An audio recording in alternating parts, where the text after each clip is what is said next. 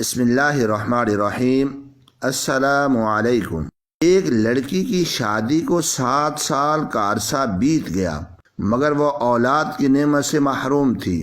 اس کے خاندان اور دوستوں میں جتنی بھی اس کے ساتھ کی لڑکیاں تھیں وہ سب کی سب 3 یا 4 بچوں کی ماں بن چکی تھیں، حتیٰ کہ اس کے سسرال میں اس کے دیور کی شادی بھی اس کے بعد ہوئی تھی اور وہ بھی اب صاحب اولاد ہو چکے تھے۔ جہاں ہر وقت لوگوں کی اور سسرال والوں کی نظروں اور عجیب سوالوں کا سامنا کرنا پڑتا تھا، وہیں وہ خود سے بھی ہر پل اپنی سونی گود کی وجہ سے دکھی اور پریشان تھی۔ ڈاکٹر کو چیک کروایا گیا۔ اس کی رپورٹ میں بھی ڈاکٹروں نے بھی تقریباً امید ظاہر کی، جس کی وجہ سے وہ ہر پل دکھی رہنے لگی، مگر اس کے دل میں ایک امید رہتی تھی۔ سسرال والے بات تو کرتے ہی تھے مگر ہمسائے اس کی ساس کو اور تڑپا دیتے، زخموں پر نمک چھڑکنے کا کام کرتے۔ ساس گھر آ کر وہ باتیں کر دیتی کہ دل چاہتا کہ وہ مر جائے یا کہیں ان لوگوں سے دور چلی جائے۔ پھر وہ ہر نماز میں رو رو کر بس اللہ تعالی سے ایک ہی دعا کرتی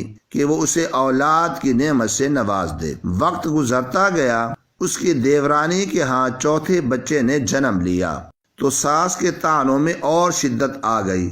اس نے حد ہی پار کر دی، یہ بانچ ہمارے پلے پڑ گئی، میرا بیٹا بے اولاد ہی رہے گا۔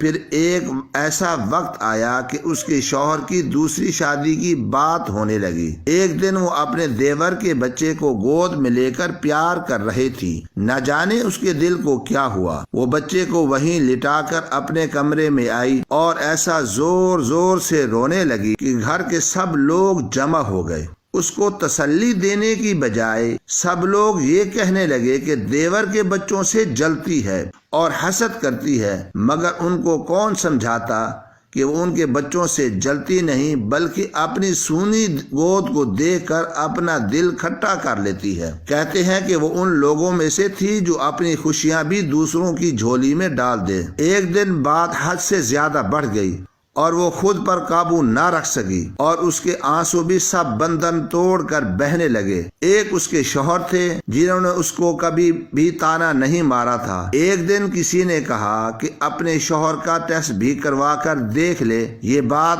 گھر والوں کو پتہ چلی تو گھر کے اندر ایک ہنگامہ کھڑا ہو گیا۔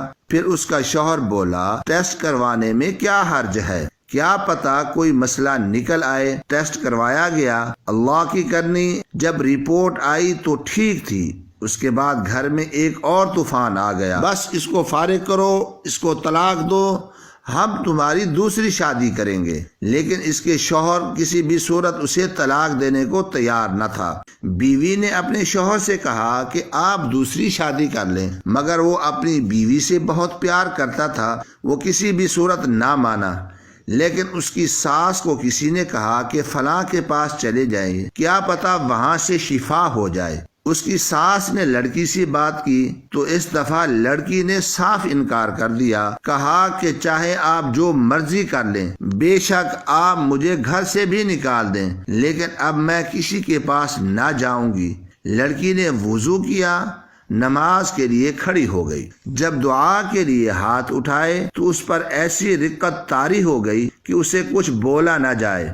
پھر سجدے میں گر گئی، فریاد کرنے لگی، کہنے لگی، یا اللہ، اگر تو نے مجھے بے اولاد رکھنا تھا تو تم نے مجھے اس دنیا میں عورت کے روپ میں کیوں پیدا کیا؟ عورت تو پوری ہی اولاد سے ہوتی ہے، میرے وجود کو تو پورا کر دے۔ یا اللہ، مجھے لوگ جو مرضی کہتے رہیں، مجھے اب تیرا ہی آسرا ہے۔ اس نے اللہ تعالیٰ کی بارگاہ میں ایسی درد کے ساتھ فریاد کی، کئی واسطے دیے کہ وہ اسے اولاد کی نعمت عطا کر دے۔ اللہ تعالیٰ ہر چیز پر قادر ہے۔ حضرت مریم علیہ السلام کا واسطہ، مجھے نیک اولاد کی نعمت عطا کر۔